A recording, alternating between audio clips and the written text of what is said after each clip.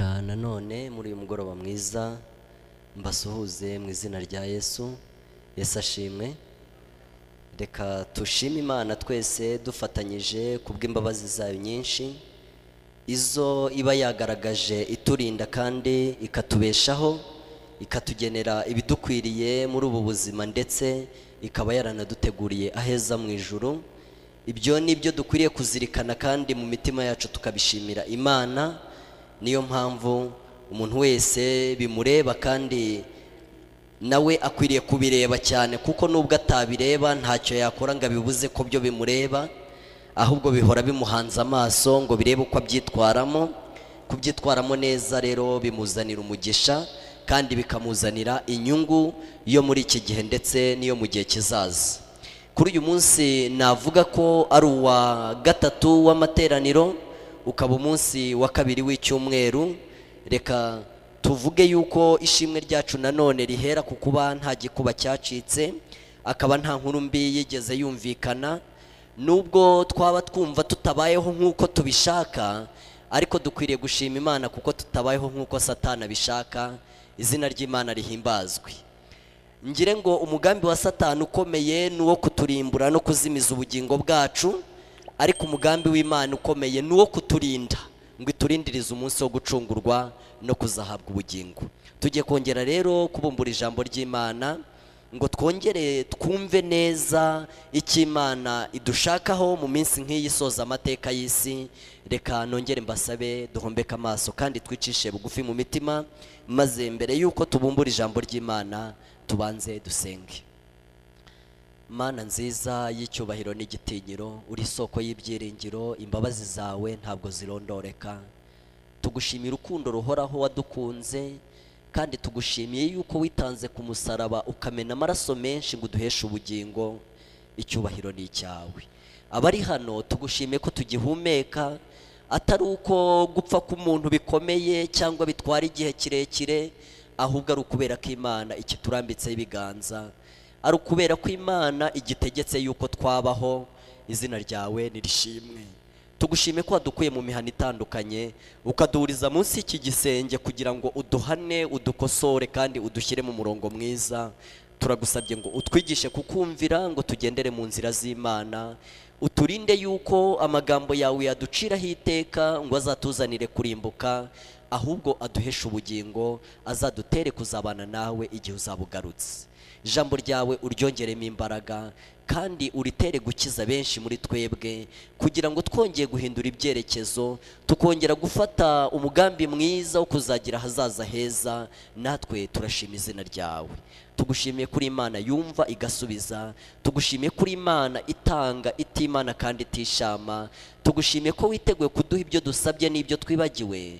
Turagusabye ngo twigishe kubyakira, tubisabye mu izina rya Yesu, amen. Uyu munsi ndifuza kubabwira isomo tugiye gusesengurira hamwe, risa naho muri bwumvemo. Ntabwo ndi buze gusomamo imibare, ariko siyo ndi buze kurebaho cyane, ahubwo hari ikindi kintu nshaka kuza kwibandaho muri iri somo tugiye kurebera hamwe. Nubwo riboneka muri Daniyeli, igitabo cy'umuhanuzi Daniyeli igice cya 8, ariko hari umurongo ukomeye tuza kureba wa 14. Uwo murongo ni igisubizo cy'amagambo Daniyeli yabajije igihe yabwirwaga iby'uburyo rwose ubwami bw'isi buzakomeza kuhindurana ku isi, akavuga uburyo ubwami buzaza bugasiribanga ingoma y'Imana. Yabajije ikibazo, arabaza ngo ibyo bintu bizageza ryari? Ubwo rwose icyo gicumuro kinyagisha kizaba kiriho, ubwo buturo buzasiribangwa, ibyo bintu bizageza ryari? Ndagira ngo tuze kurebera hamwe igisubizo cy'icyo kibazo Daniyeli yabajije ku murongo wa 14 w'igice cya 8 cy'icyo gitabo cy'umuhanuzi Daniyeli. Ndifuza ko tuvuga uyu murongo umwe ngo tubone uko tuvuga neza, kuko ari umurongo mpamya yuko ukomeye. Igisubizo rero kivuga ngo iki? Murongo wa 14, aransubiza ati, bizageza iminsi 2300 uko bukeye bukira, nyuma ubuturo bwera buzabone kwezwa. Nayo magambo marayika yashubije Daniyeli, yaramubwiye ati ibyo bintu bizageza iminsi 2300 uko bukeye bukira, nyuma ubuturo bwera buzabone kwezwa. Iyi minsi ikubiyemo ahantu hose tujya dusoma imyaka muri Bibiliya, ariko igizwe n'ibice bibiri bikomeye by'ingenzi nifuza kubabwira, nkababwira na buri gice ikintu kikirimo. Igice cya mbere kigize iyi minsi 2300 nicyo bita ibyumweru 70 cyangwa se imyaka 490 yahawe abayuda, maze bakayihabwa mu gice cya 9 gikurikira iki ngiki, guhera ku murongo wa 20 kumanuka ukagera hasi. Muri icyo gice batubwira yuko mu myaka 2300 Imana yahaye abantu kugira ngo bayikemuremo ibibazo, abayuda bahawemo imyaka 490. Reka twumve muri Danieli igice cya 9, turasoma ku murongo wa 24 mu buryo bwo kwihuta. Haravuga ngo ibyumweru 70 bitegekewe ubwoko bwawe n'umurwa wera, kugira ngo ibicumuro bicibwe n'ibyaha bishire, no gukiranirwa gutangirwa impongano, haze gukiranuka kw'iteka ryose. Ibyerekanywe n'ibyahanuwe bifatanishwa ikimenyetso, ahera cyane hasigwa amavuta.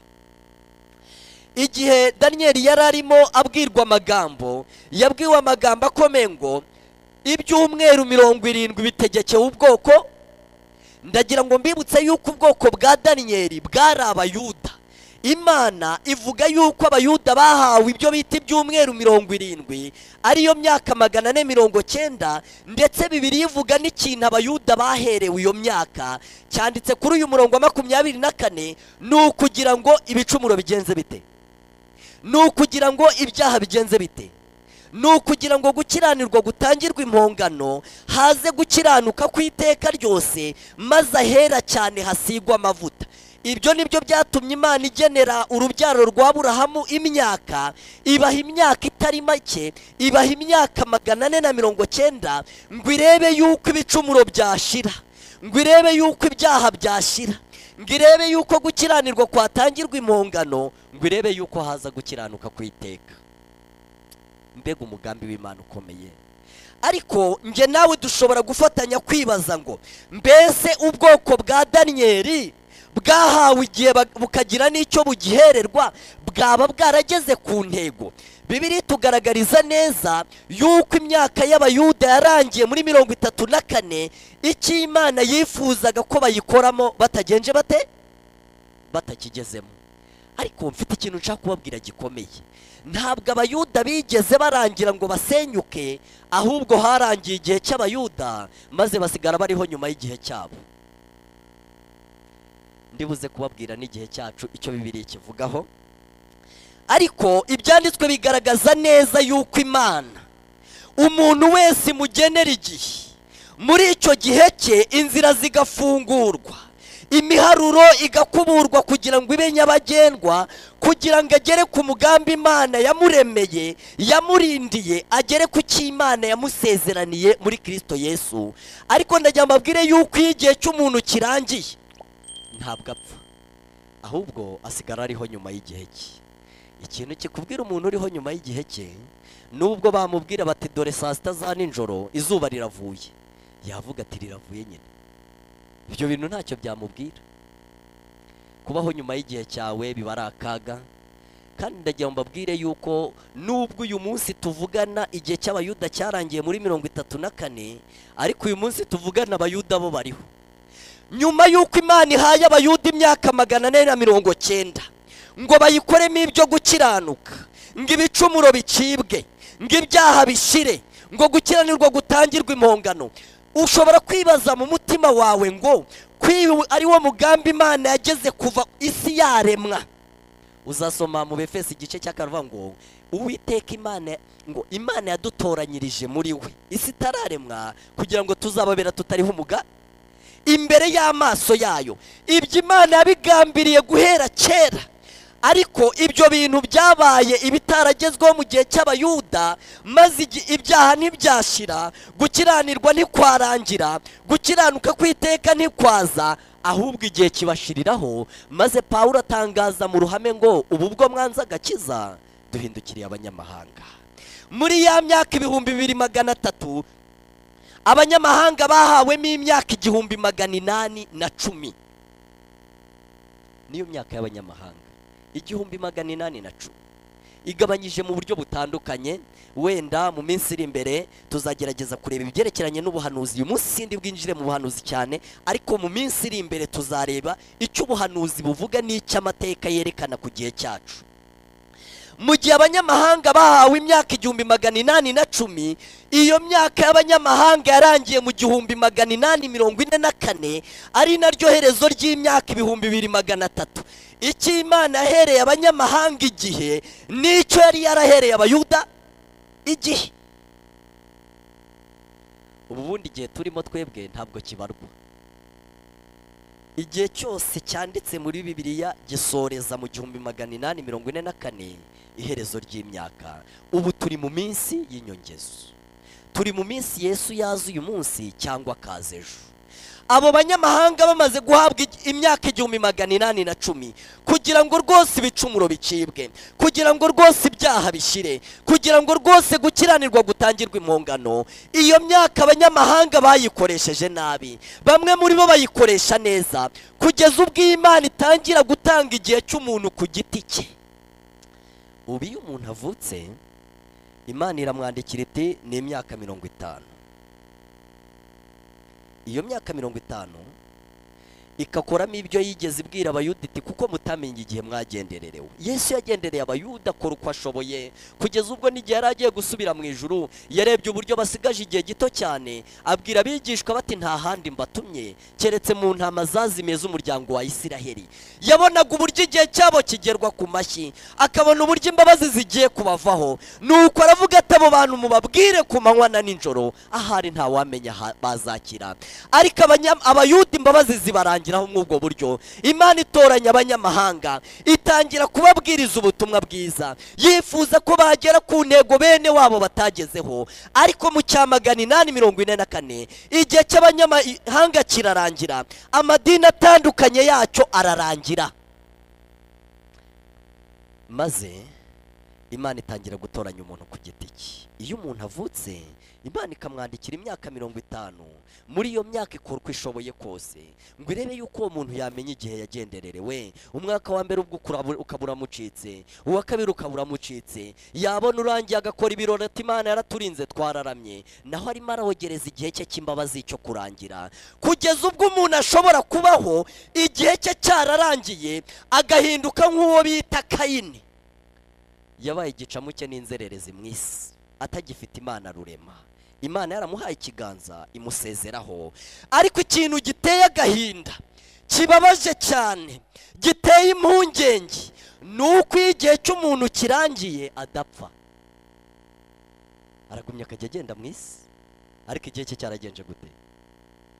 Cyararangiye.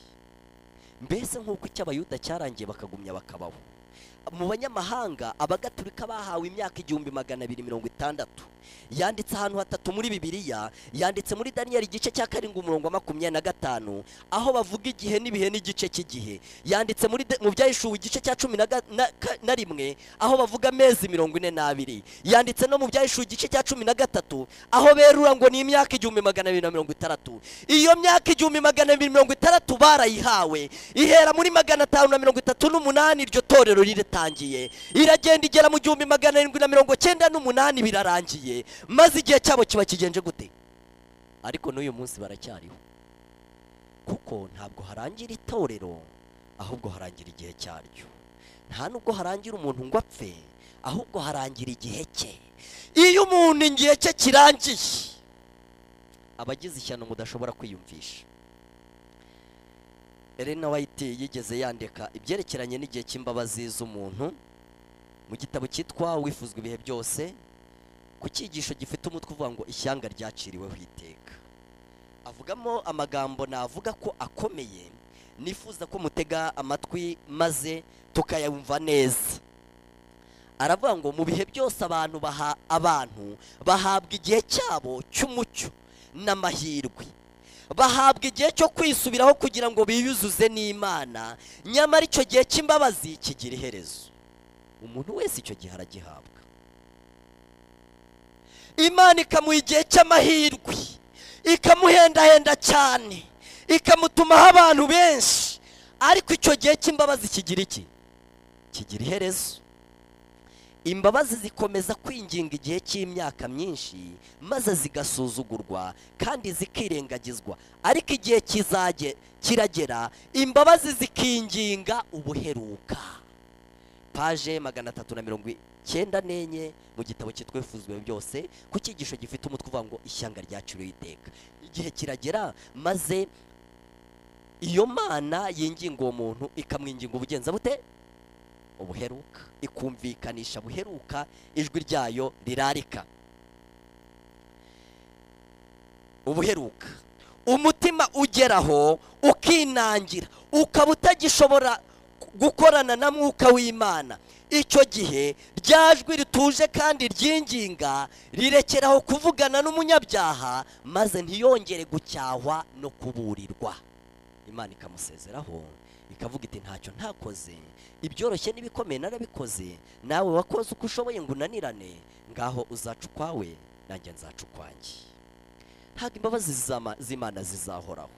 No mu gihe cyo kwa Nowa barazikeresheje, bari bazi ko bizasoza rwose ntacyo bibaye, ariko bahawe imbabazi ubuheruka, ngo maze umusaza yumvikanisha buheruka ijwi rirari ku muntu, maze urugi rurakingwa, abantu babona ibicu birakorakoranye, babona ibitonyanga binini bitangiye kugwa, ngo abantu batangiye kujya mu nkuge, maze batangira kubwira Mose, Nowa, bamwibutsa amazina yabo, bamwibutsa amasano bafitanye, baramubwira bati hangana ukingure rimwe ntituzongera kubikerensa. Ariko ari nawe yaranditse ngo urukundo rusa n'ubutabera rwari rwavuze ko byarangiye.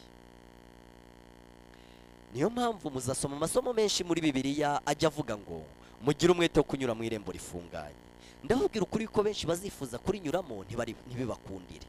Igihe nyir'urugo azamara guhaguruka agakinga urugi rw'urugo rwe, benshi bazatangira kurukomangaho bahagaze inyuma, bavuga bati mwami dukingurire, nawe azababwira ati simbazi sinigeze no kubamenya. Bazamubwiraga bati ko twariraga imbere yawe, tukanywera imbere yawe, ukigishiriza mu nzira z'iwacu. Azabwira ati nimumve imbere mwankoze zibi bimwe, ntabwo nigeze kubamenya. Niyo mpamvu amasomo menshi ajya avuga ibyo kugira umwete. Mu Baheburayo igice cya 2 umurongo wa mbere avuga ngo nuko mugira umwete wo kwita ku byo mwumvise, kugira ngo mudatembanwa mukagenza gute? Mukabivanwamo. Impamvu abantu basabwa kutazarira ngo babishyire ejo, nuko uyu munsi imbabazi zishobora kuzagera ubwo zinginga umuntu ubuheruka, zikumvikanisha buheruka irareka ryazo. Hari isomo nigeze nganirira abantu nifuza kongera kubabwira ho gakeya, rivuga ibyerekeranye n'abanyamahanga ndetse n'abayuda. Dore ko mbabwiye igihe cy'abayuda imyaka 490, mbabwiye icyo Imana yibahereye ni ukugira ngo ibicumuro bicibwe, ni ukugira ngo ibyaha bishire, ni ukugira ngo gukiranirwa gutangirwe impongano, ni ukugira ngo haze gukiranuka kw'iteka. Kandi iyo myaka yabo yarangiye uwo mugambi, ariko imyaka yirarangira. Nuko Imana itoranya abanyamahanga ibabwira umugambi nk'uwo wa wundi yagize kuva kera kose. Byatumye itoranya uwo bita Abeli, bituma itoranya Seti ngo asimbura Abeli, yifuza yuko mu isi haba abantu bubaha Imana. Ariko byagiye bigaragara ko umugambi w'Imana utsindwa, kugeza ubwo no mu bisi no mu banyamahanga byananiranye. Ndifuza kubabwira isomo nigeze mvugana n'abantu bamwe, ryanditse mu butumwa bwiza bwa Yesu, bwanditswe na Yesu, igice cya bwanditswe na Matayo. Ubutumwa bwiza bwa Yesu bwanditswe na Matayo, igice cya 24 umurongo waho wa 32. Abo twarivuganye bari bwihanganire kongera kuryumva, ariko ndagira ngo nongere mbabwire ibintu Bibiliya ivuga ku Bayuda no ku banyamahanga. Iri somo riravuga ngo nimurebere ku mutini niwo cyitegererezo, ishami ryawo iyo ritoshye, ibibabi byawo bikamera, mumenya yuko igihe cy'impeshyi kiri bugufi. Nuko namwe nimubona ibyo byose muzamenye yuko ari hafi ndetse ageze ku rugi. Ndashaka kubabwira iby'iri somo riremereye cyane. Iri somo ryanditse muri Matayo 24, ahanditse ibimenyetso byo kugaruka kwa Yesu. Iki kimenyetso kiravuga ngo nimurebere ku mutini niwo cyitegererezo, umunsi muzabona ishami ryawo ryatoshye, umunsi muzabona ibibabi byaho byameze bizababwire yuko uza ageze ku rugi. Iyo dusomye Bibiliya tukava mu itangiro tukagera mu byahishuwe, tubona yuko muri Bibiliya habamo imitini ibiri gusa. Habamo imitini ibiri. Muri iyo mitini ibiri iba muri Bibiliya habamo umwe uvugwa n'iri somo rivuga ngo nimurebere ku mutini niwo cyitegererezo. Hari igihe abantu bajya babaho batagira umutini wo kwireberaho, bityo uzaza akazagera ku rugi batabizi ko yaje. Ariko Bibiliya ibwira umuntu wese wifuza kuzagira amaherezo meza, iramubwira iti nyamuna uzajya urebera ku mutini, umunsi uzabona ishami ryawo ryatoshye, umunsi uzabona ibibabi byawo byameze, ni kimwe mu bimenyetso bizaranga yuko Yesu agiye kugaruka kandi ageze ku rugi. Umutini wa mbere wanditse muri Bibiliya wanditse muri Matayo igice cya 21 umurongo wa 18. Reka mubumbure Bibiliya zanyu muhagere. Umutwe w'ayo magambo uravuga ngo umugani w'umutini warumbye. Yesu avuga iby'umutini. Matayo igice cya 21 turasoma ku murongo wa 18. Nimurebere ku mutini niwo cyitegererezo, niryo somo tugiye kumva icyo rivuga. Ndagira ngo twongere turebe iby'abanyamahanga ndetse n'iby'abayuda. Iryo somo riravuga ngo 21 umurongo wa 18. Mwahageze? Bukeye bwaho mu gitondo kare asubira mu murwa arasonza, abona umutini iruhande rw'inzira, arawegera asanga utariho imbuto keretse ibibabi gusa, arawubwira ati ntukere imbuto iteka ryose. Muri ako kanya ugenza ute? Muri ako kanya uruma. Iyo usomye ku mutwe w'iri somo bakurangira yuko uyu mutini unanditse muri Mariko igice cya 11 umurongo wa 12. Ariko ndagira ngo mbabwire undi mutini uba muri Bibiliya utandukanye n'uyu wanditse muri Luka igice cya 13. Uriya ariko murawumvise neza. Ndagira ngo nze mbabwire umutini w'icyitegererezo, ndababwira n'ibyo muzawurebaho, umunsi muzabibona muzamenye yuko uza ageze ku rugi agaruka. Igice cya 13 cy'ubutumwa bwiza bwa Yesu bwanditswe na Luka umurongo wa 6. Umugani w'umutini warumbye. Kandi abaciriye umugani ati hariho umuntu wari ufite umutini mu ruzabibu rwe, bukeye araza ushakaho imbuto arazibura. Abwira umuhinzi ati dore none uyu ni umwaka wa 3 nza gushaka imbuto kuri uyu mutini sinzibone, uwuce urakomeza iki kunyunyuriza ubutaka? Nawe arabasubiza ati databuja uwureke uyu mwaka nawo nkuhingire nkufumbire, ahari hanyuma ushobora kuzera imbuto, icyakora nutera uzagize ute? Iyo dusomye iri somo tubona yuko muri Bibiliya yose ryanditse ahantu ryanditse muri Luka gusa. Uyu mutini warumbye ugashakwaho imbuto zikabura, maze umuhinzi akawusabira imbabazi n'igihe cyo kwihanganirwa, wanditse muri Luka 13 gusa, nta handi hantu mu butumwa bwiza ugaragara. Wanditse muri Luka 13 umurongo wa 6 gusa. Ariko umutini wabuzweho imbuto ntiwihanganirwa ukavumwa ukuma, wanditse muri Matayo 21 umurongo wa 18, ukanandikwa muri Mariko 11 umurongo wa 12. Iyi niyo mitini ibiri gusa iba muri Bibiliya. Muri iyi mitini ibiri habamo umwe uvugwa n'iri somo rivuga ngo nimurebere ku mutini niwo umunsi muzabona ishami ryawo ryatoshye, mukazabona ibibabi byawo byameze, muzamenye yuko uza ageze ku rugi aza.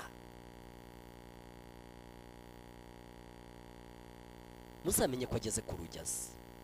Iyi mitini uko ari ibiri ifite ikintu kimwe ihuriyeho, ikagira n'ikintu kimwe itandukaniyeho. Yose Bibiliya itubwiye yuko bayishatseho imbuto bakagenza bate? Bibiliya yavuze ku mutini wa mbere ngo akigenda abona umutini iruhande rw'inzira, arawegera akeka yuko uriho imbuto, ariko asanga uriho ibibabi gusa. Arawubwira ati ntukere imbuto iteka ryose, muri ako kanya uruma. Umutini wa kabiri bavuze ngo maze Yesu abacira umugani ati hariho umuntu wari ufite umutini mu ruzabibu, arangije abwira umuhinzi ati dore none uyu ni umwaka wa 3 nza gushaka imbuto kuri uyu mutini sinzibone, uwuce urakomeza iki kunyunyuriza ubutaka? Nuko umuhinzi abwira nyiri umutini ati databuja uyu mutini wihanganiriye.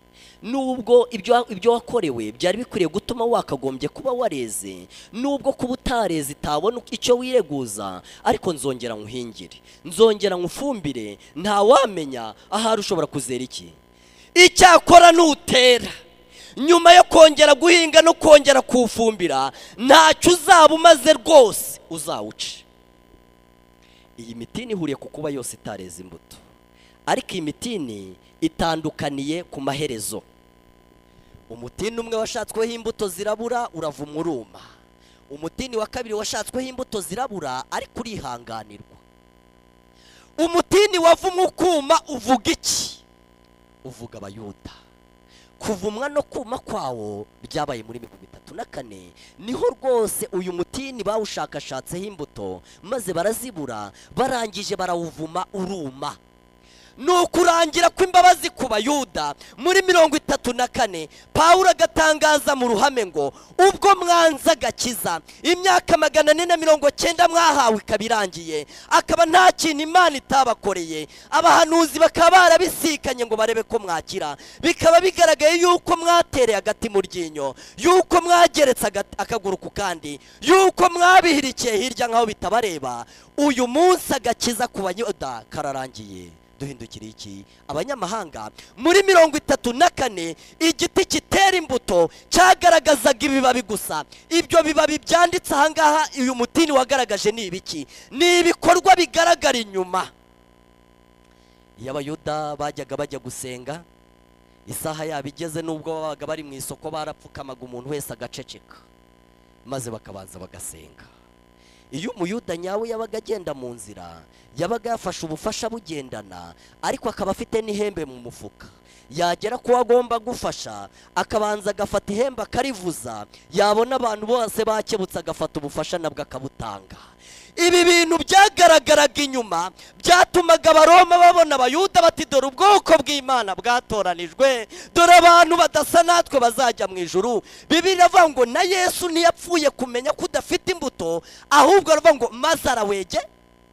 Abandi bose bari bazi yuko uyu mutini ufite imbuto. Umuntu wavumbuye yuko uyu mutini udafite imbuto, yuko ibibabi bigaragara inyuma nta kintu kiri imbere muri byo, ni Yesu wenyine, kandi nawe byamusabye kuwegera.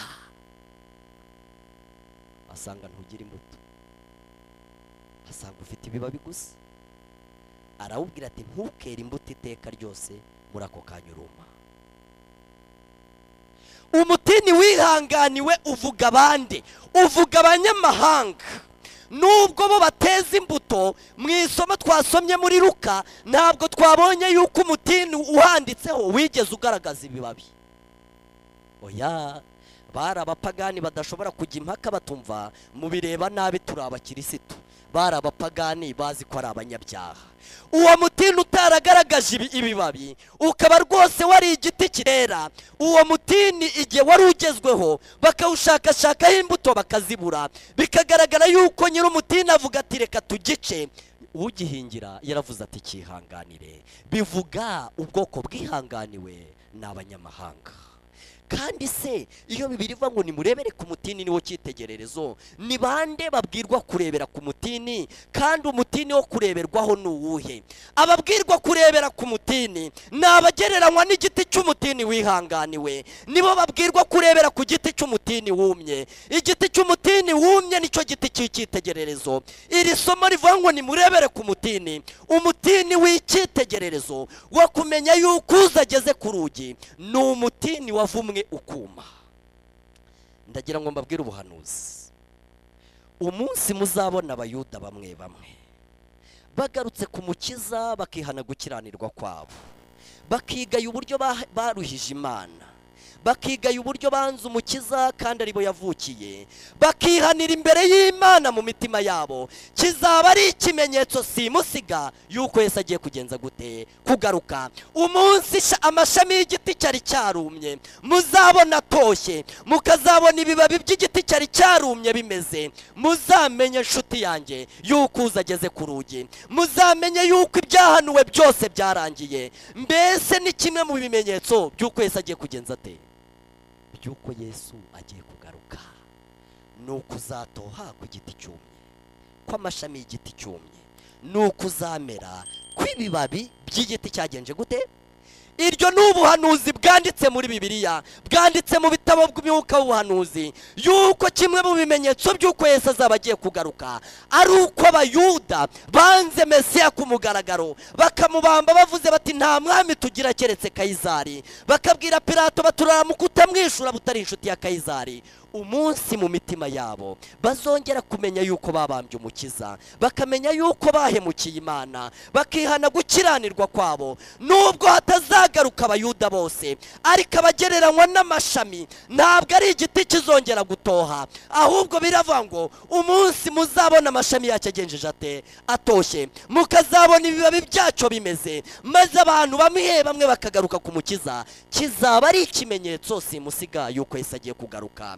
Uzajya ubikurikirana mu binyamakuru, uzajya ubyumva mu byuma bitangaza amakuru, uzajya uhora ukurikirana niba igiti cyumye cyaba cyaratangiye gutoshya amashami, kuko byaba ari ikimenyetso cy'uko Yesu agiye kugira ate. Ni ikimenyetso cy'imperuka, ni kimwe mu bimenyetso by'imperuka. Ndagira ngo we nkubwire, wowe munyamahanga wicaye aha, nubwo Yesu ari ugereranywa n'umuhinzi, ajya imbere ya Data wa twese akingingira ibiti bitera, akabwira Data wa twese ibyo agiye gukora, akabwira Imana uburyo agiye gufasha kanaka, akavuga izina rya buri wese muri twebwe, akavuga uburyo amateraniro azategurwa ngo uwo muntu akire. Ariko ndagira ngo mubwire inshuti, iri somo rivuga ngo wihanganire risoza nabi cyane, riravuga ngo icyakora nutera wongera ugahingirwa, ukongera ugafumbirwa, ukongera ugatwara abantu imbaraga, n'ubundi ukabirengaho ntiwere, uwo mutini ntacyo uzaba umaze uzawuca. Ndagira ngo mbibutse yuko nta muntu uzi igihe cyo kwihanganirwa uko kingana. Nubwo Yesu ajya imbere ya Data wa twese akerekana inkovu zo mu biganza, agasabira umuntu wese muri twebwe imbabazi, ariko mbese Imana izihangana izageza ryari? Iyo dusomye muri Bibiliya zacu, nta rindi somo tujya tubona rigaragaza niba kiriya giti nyuma yo kwihanganirwa cyaba cyarashize kikera cyangwa niba cyaranze kwera. Impamvu nta somo ribivugaho nuko igisubizo kibizaba ni twebwe tuzagitanga. Niba nyuma yo kwihanganirwa icyo giti kizera, tuzabivuga. Niba nyuma yo kwihanganirwa ari hahandi Imana izaruhira ubusa, icyo giti n'ubundi kikaba kitazera, n'ubundi nabyo tuzagenza gute? Igisubizo twebwe tuzagitanga, ntabwo cyanditse muri Bibiliya. Mbese nyuma y'igiti kihanganiwe kikongera kigahingirwa, kikongera kigafumbirwa, aho cyaba cyareze, nta somo rivuga niba cyareze, nta rivuga niba kitareze. Nimuzasoma kiriya cyigisho nabarangiye cyitwa ishyanga ryaciriweho iteka, muzasanga yuko igisubizo baranditse ngo njyewe namwe tuzagitanga niba cyareze cyangwa kitareze. Ngire ngo sinakwirirwa mbabwira ibyo kwinginga k'umwana w'Imana yingingira umuntu wese muri twe, ibyo ngibyo sinabibarondorera murabizi. Ariko ngo igihe kimwe hari ikintu kizabaho, ngo igihe abamarayika batanga ikimenyetso ku bwoko bw'Imana, bazaba barangije umurimo wabo wo gutanga ikimenyetso, ngo bazazamuka basange Yesu imbere y'intebe y'imbabazi, bazamubwira bati se ubu se kandi noneho uracyakora iki? N'ubu uracyasabira umunyabyaha imbabazi? Ubu se noneho kabera bamaze kubarwa, ko umuntu wese yamaze gushyirwaho ikimenyetso, ubu Yesu umwana w'Imana uracyatakamba? Mbega igihe giteye ubwoba, mbega igihe gishishana ku bantu bariho mu minsi y'imperuka, mbega uburyo gusohorerwaho n'amateka y'ibyanditswe biteye ubwoba cyane kandi bihindishije umushyitsi. Mbega uburyo ku iherezo Imana izavuga amagambo nk'aya yavuze muri Yesaya mu gice cya 5, yaravuze tumva nimudukize njye n'uruzabibu rwanjye, uru ruzabibu naruteye mu murima mwiza, ndurimburamo amabuye, rwubakaho uruzitiro, rwubakamo inzu y'amatafari ndende, niringira yuko ruzera inzabibu maze rwera iki? Aravuga ati ni ikihe kintu nagombaga gukora nirengagije? Mbese cyarabonetse? Ntabwo kigeze kiboneka. nta kintu cyasigaye. Mwene data, reka nkubwire ikintu gikomeye, nuko Imana yafasha abayuda bakomokaga ku bita Yakobo, Abisiraheli, ibaha imyaka 490, ivugira mu muhanuzi Daniyeli icyo baherewe imyaka ko ari ukugira ngo ibicumuro bicibwe. Uyu munsi ibicumuro birahari, ko ari ukugira ngo ibyaha bishire, ko ari ukugira ngo gukiranirwa gutangirwe impongano, ko ari ukugira ngo haze gukiranuka kwiteka. Maze bituma Imana yemera itanga imyaka 490, ihagurutsa abahanuzi batandukanye, umwe avaho haza undi, umwe bamwica Imana yohereza undi, kugeza ubwo imyaka 900 irangiye. Imana ikabwira abayuda, tumva muzirwarize, muzacukwanyu. Maze abayuda igihe cyabo kirarangira, ariko bo baragumya babaho, ariko babaho nyuma y'igihe cyabo.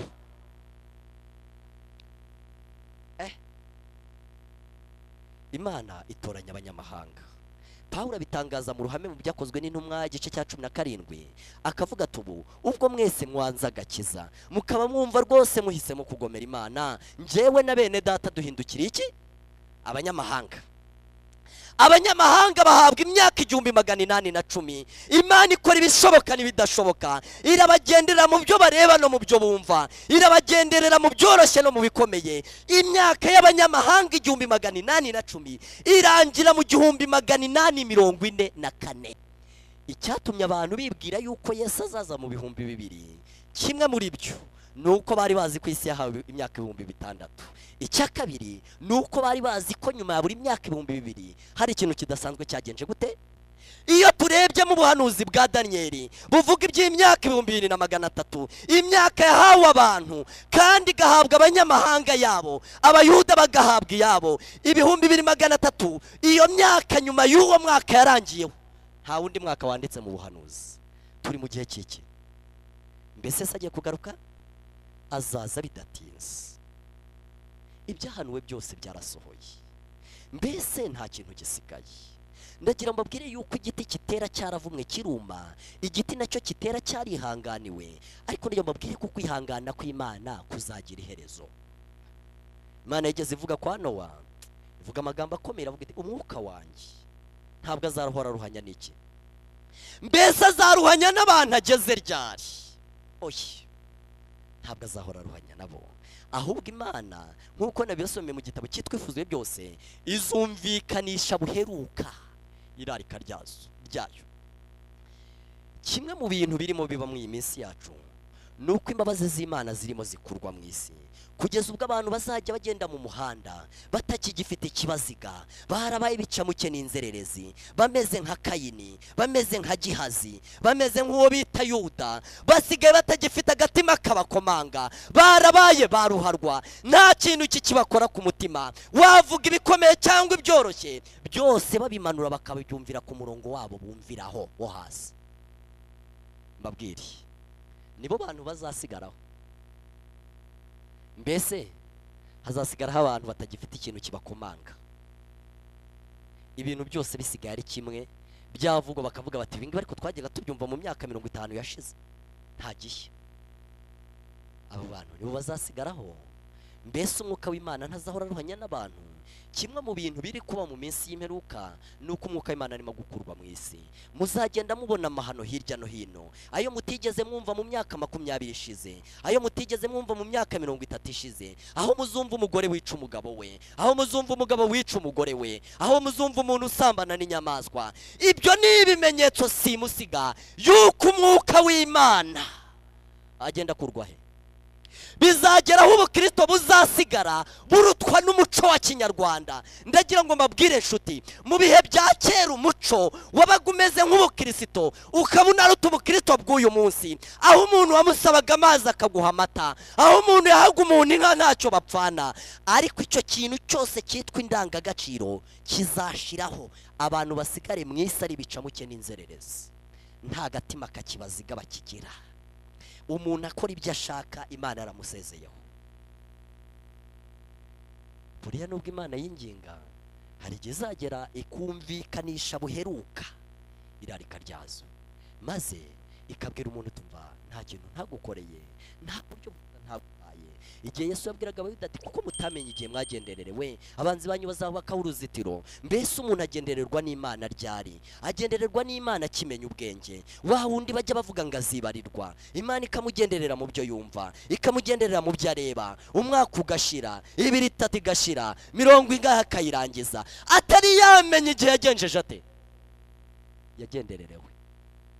Abantu bajya bakunda guseka bababanjirije. Iyo turimo dusoma iby'abayuda abantu baravuga bati twebwe ibyo nta nubwo tubumva neza, ubu banze Mesiya bati.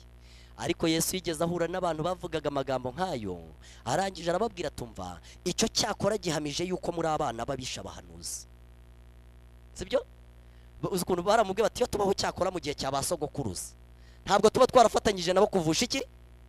Yesu aravuga ati icyo nicyo gitumye mwihamya yuko ari baso namwe muri abana banyu. Ati nibe nabo bisha abahanuzi reka muze mwuzuza igikombe bacagashije. Baracyujuje. Iminsi y'imperuka iragenda itugera amajanja. Iby'Imana bizakamuka mu bantu, abantu bajye baza kwisaba atari ukwigendera nk'uko umuntu yajya mu mupira. Mperutse kubwira abantu na umuntu twaganiraga tuvugana ikintu cy'ibintu byigeze bibaho mu myaka yashize. Kera hari ubutumwa bwigeze bubwirizwa, maze abantu bubwirijwe bakamira inka hasi, intoki barazitema.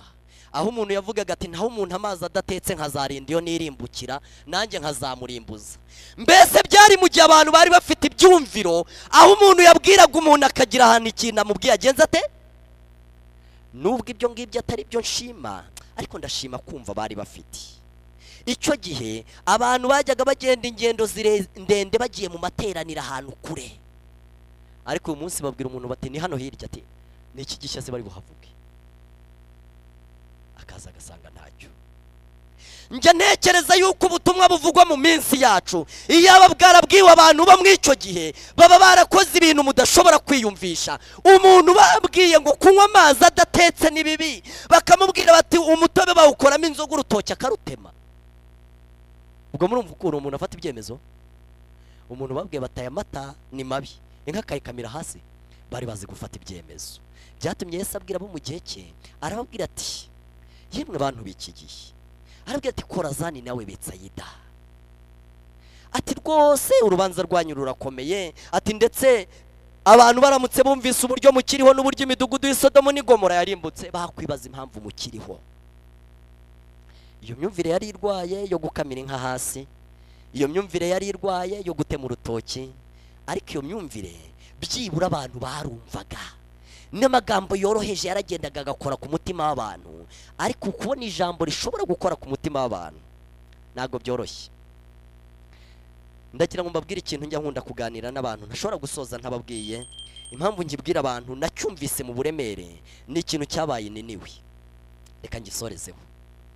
Ininiwe Imana hatumye umuntu bita Yona. Yona kuko atifuzaga yuko ab'Ininiwe bakira, arangije ahungira i Tarushishi. Imana imera nk'imutangiriye ku mbaraga imujyana i Niniwe ngo ababwirize. Reka mbabaza, ubwo Niniwe Yona yahabwirije ati ibintu yabivugaga nabi ngo babyumve barimbuke. Muri Bibiliya yose igitabo cya Yona kigizwe n'ibice 4, ariko ubutumwa Yona yabwirije Niniwe buba ku murongo umwe. Ibindi biri mu ibyo bice 4 ni amagambo Yona yivuganiye n'Imana, ni amagambo Yona yivuganiye n'abo mu nkuge. Ikibwirizwa kiravuga ngo hasigaye iminsi 40. Niniwe akagenza gute? Ntabwo Yona yigeze abwiriza ab'Ininiwe inama y'agakiza. Yarayibwirije? Yigeze abwira ko umuntu yacumuye? Yababwiye ko Yesu yakoze inama yo kubacungura? Yababwiye ko azagaruka? Yavuze amagambo 3, ariko ndibuze kubabaza aho bayumviye. Yona yabwirije iminsi 3 avuga ijambo rimwe, ati hasigaye iminsi 40. Bakagenza gute? Ininiwe ngo abantu baho bahererekanyije amakuru agera ibwami. Umwami atanga itegeko atuhereye ku nyamaswa ukageza ku muntu, umuntu wese yiyiriza ubusa yinginga Imana yo mu ijuru ayikoresha ibyo itagakoze tutayinginze. Ubwiryo somo ndisomye hari ibintu nibaza. Icyambere bitanekereza ko Niniwe harimo abagore batwite, kuko ntabwo iryo tangazo ryatanzwe mu mudugudu, ryatanzwe mu gihugu. Harimo na bonse harimo n'abantu barwaye igifu kwa muganga babujije kwiyirirwa ubusa. Ariko umwami umeze nk'udatekereza aratangaza ati umuntu wese yiyiriza ubusa, maze dusenga Imana yo mu ijuru tuyitakambire cyane, tuyisabe kugenza gute. Umurongo wa 10 w'igice cya 3 cya Yona baranditse ngo nuko Imana ibonye imirimo yabo myiza. Mbabazi bashinze korari nta n'umwanya bari bafite wo kuyishinga, mbese bari mu mazi abira, urupfu rwari rubari hejuru, ariko Imana yaritegereje ibona imirimo myiza bagenje bate, yibuza ibintu yavuze gukora irabababarira. Iyo ntekereje ibya Yona n'ikibwiriza yabwirije kitarimo ibibwirizwa byinshi, n'iminsi yabwirije itari myinshi, mpita nibaza ngo ahantu abantu binini bumviye ibintu Yona yavuze ni he? Ariho hantu abantu bo kwa Nowa batabyumviye. Harya Yona yabwirije imyaka ingahe? Ibyo yabwirije barabyumva? Babwiri burya abantu baba batandukanye. Yona yabwirije iminsi 3, Nowa abwiriza imyaka 120. Yona abwiriza ikibwirizwa kigufi, uwo bita Nowa ahera ku nama y'agakiza, avuga uko abantu bacumuye, avuga uko Imana yavuye mu ijuru. Oya, Nowa arasarara ariko ameze nk'ucurangira abahetsi. Abantu babwira bati ka gasaza buriya kari mu bikira, atereka twitahire n'ejo tuzagaruka tubyumve. Kugeza ubwo barinze barimbuka. Hari ikintu naje kuvumbura, nuko gukira k'umuntu kudaterwa n'umubwiriza w'umuhanga umubwirije, nta nubwo buterwa n'igihe kirekire abwirijwe, ahubwo biterwa n'umutima afite. Niyo mpamvu bivuga ngo uwo nitaho ni umukene ufite umutima umenetse agahindishwa umushyitsi n'ijambo ryanjye. Niko ibyanditswe byera bivuga. Uwo mutima mwiza ukomoka ku Mana niwo utarindira ibintu byinshi, niwo utarindira abantu b'abahanga, kuko amagambo y'Imana ukora ku mutima maze akumva rwose Imana hari ikimubwiye kandi mumeneye ibanga. Reka muri uyu mugoroba umuntu wese asaba Imana mu mutima we, ayibwira ati abayuda bahawe igihe bagira icyo bagihererwa, no kugira ngo ibicumuro bicibwe, no kugira ngo ibyaha bishiri, no kugira ngo gukenurwa gutangirwe impongano. Ayibwira ati abayuda igihe cyabo bagipfushije ubusa, maze imyaka yabo 490 irangira ibyaha bigihari, gukiranirwa kugihari, gukiranuka ku iteka ryose kutaragenza gute, kutaraboneka. Reka umuntu abwira Imana ati Mana, abanyamahanga bahawe imyaka 1810 ni mike, nabo kwana bahawe 120, n'abagatolika bahawe 1260, maze ibahabwa 1810 kugira ngo ibicumuro bicibwe, kugira ngo ibyaha bishire, kugira ngo gukiranirwa gutangirwe impongano, kugira ngo haze gukiranuka kwiteka. Ariko abwira Imana tumva Mana, iyo myaka yarangiye gukiranirwa kugihari, ibyaha bigishinyitse rwose, gukiranuka kwiteka ryose kutaragenza gute, kutaraza. Reka umuntu abwira Imana ati mva Mana, nanjye wampaye igihe kugira ngo ibicumuro bicibwe, kugira ngo ibyaha bishire, ariko n'uyu munsi ndakisuzuma ngasanga ibyaha kuva mu birenge kugera mu mutwe ntahagenje gute. Ayibwira tumva, nzi yuko wankiza, nzi yuko imbabazi zawe n'imbaraga zawe byose ari umurengera, ari byinshi cyane. Nzi yuko rwose uyu munsi ugisaba imbabazi utaravuga yuko birangiye. Nzi yuko igiti kitera imbuto n'uyu munsi ukikihanganiye, ukaba wifuza kongera kugihingira no kugifumbira, ukaba wifuza kongera gutanga amahirwe. Maze uwo muntu abwira Imana tumva, nanjye ubwo ugenderera abandi mu gihe wifuza gutanga amahirwe, nanjye ntunsige. Avuga amagambo ave mu isi agere mu ijuru, kugira ngo Imana yumve gusenga kwe, igire uko yamugirira ubuntu, igire uko yakora ku mutima we, igire uko yamuha ibyiringiro, kandi igire uko yamwizeza kuzarangiza urugendo neza mu bwami bw'Imana. Reka muri uyu mugoroba mwiza twese twinire mu mutima, twisuzume cyane, dutekereze neza tutihenze. Umugambi wa Satani ni ugutera abantu kwibeshya, ariko tuzamutse twisuzumye biravuga ngo ntabwo twagibwaho n'iki, n'urubanza. Maze umuntu agira icyo asaba Imana mu byo yumva akennye, kandi Imana ihengekeye umusaya kumva gusenga kwacu. Reka Imana y'ubuntu igira neza iduterera imitima kumera gutyo imbere yayo, kugira ngo dukunde tuyikomoreho umugisha. Ibyo bintu byiza nibyo nakwifuriza umuntu wese muri uyu mugoroba mu izina rya Yesu.